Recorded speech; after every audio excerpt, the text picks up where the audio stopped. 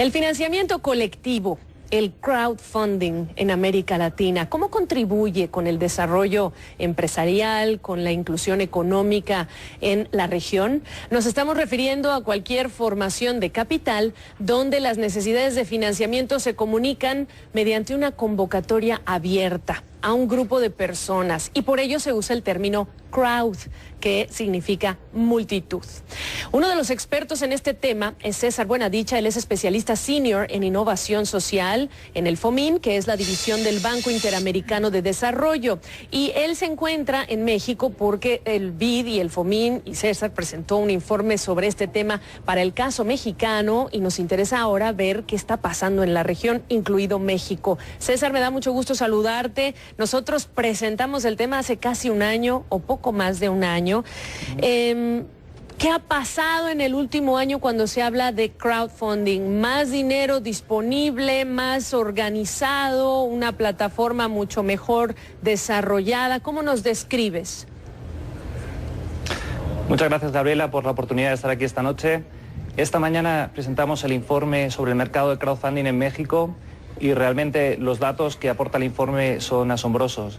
Las primeras plataformas de crowdfunding en México se crearon en el año 2011, muchas de ellas incluso en el 2012, y en poco más de año y medio, 2 años, ya han levantado más de 50 millones de pesos mexicanos y tienen 200.000 usuarios registrados.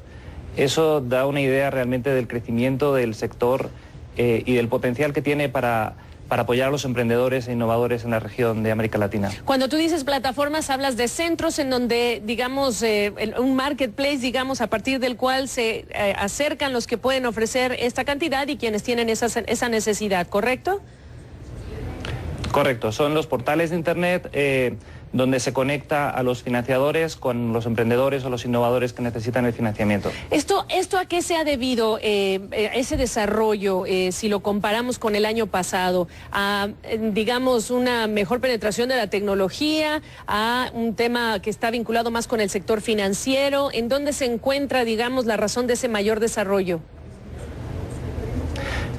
Yo creo que esto es un tema viral que va vinculado con el crecimiento de las redes sociales y las necesidades del emprendimiento y la innovación social en América Latina, que realmente está creciendo en el ámbito de crowdfunding, pero también en otros ámbitos en la región, ¿no?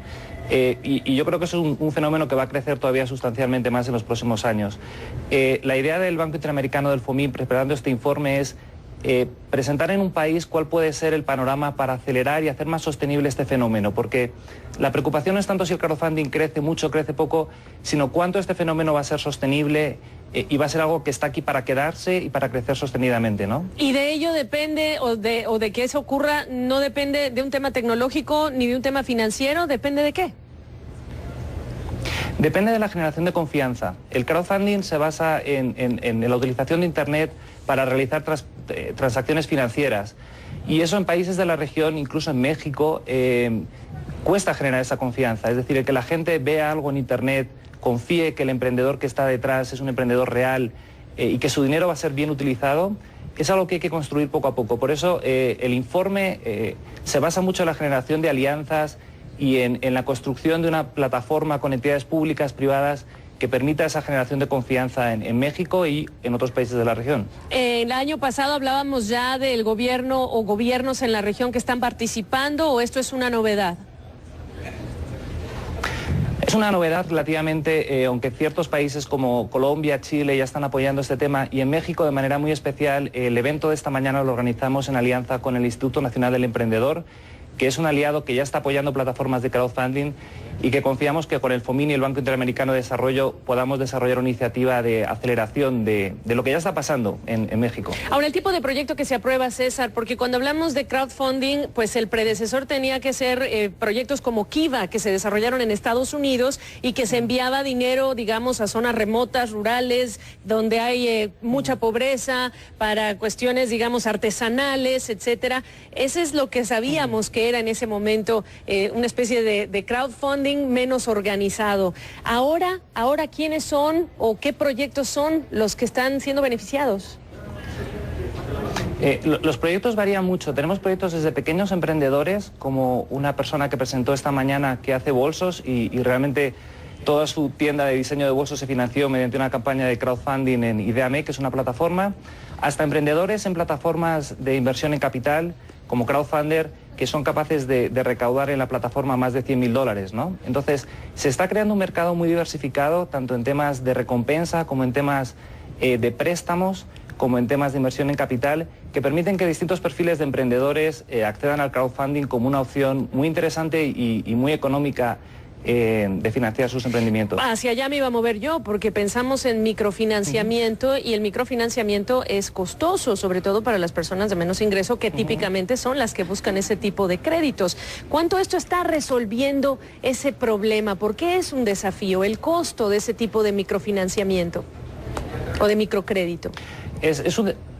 Claro, es un desafío porque la tecnología lo que resuelve son los costos de transacción y reduce también el tema del riesgo, ¿no? No es lo mismo prestar, pongamos, $5.000 a un emprendedor que prestarle 500, ¿no? Claro. Y en ese sentido el crowdfunding permite distribuir el riesgo de tal manera que uno puede diversificar sus opciones de inversión y permite reducir sustancialmente lo que es el due diligence, la investigación debida en un préstamo, ¿no? Entonces, en ese sentido, el crowdfunding tiene una posibilidad de transformar en México la disponibilidad por parte de los emprendedores del acceso al capital, ¿no? En las zonas remotas, en donde, por ejemplo, lo que ya ocurre es que hay muchas personas que están conectadas a Internet gracias a los dispositivos móviles, ¿cuánto ha hecho esto la diferencia? ¿O todavía no estamos hablando de un ecosistema que los alcance, pensando en la ventaja que puede ser la tecnología y en la llegada del crowdfunding? Nosotros queremos trabajar en particular en el hecho de que el desarrollo del crowdfunding en México y en la región sea un desarrollo inclusivo, que contribuya a la inclusión económica y a la democracia financiera y permita a esos colectivos tradicionalmente excluidos acceder a este financiamiento.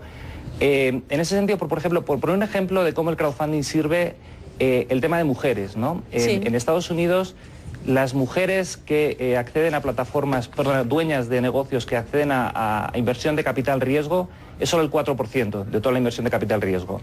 En cambio, el porcentaje de mujeres dueñas de empresa que acceden a financiamiento a través de plataformas de crowdfunding es del 40%. Esto da una idea de que el crowdfunding abre oportunidades para colectivos que tradicionalmente no han tenido las oportunidades quizá más justas de acceder a un financiamiento oportuno y necesario para su negocio, ¿no? Definitivamente, y hay que ver cómo esto va a sustituir o se va a convertir en una poderosísima opción para muchas personas en la región. Te voy a emplazar a que luego, fuera de cámara, nos des los detalles de algunas plataformas para los interesados, que sean serias, que sean conocidas, incluso con las que ustedes trabajen, para que la gente interesada tenga una idea pues mucho más cercana de lo que está pasando en el tema del crowdfunding. César Buenadiche, especialista en innovación social desde la Ciudad de México. Gracias, César. Gracias, Gabriela. Otra pausa en CNN Dinero y en segundos les hablamos de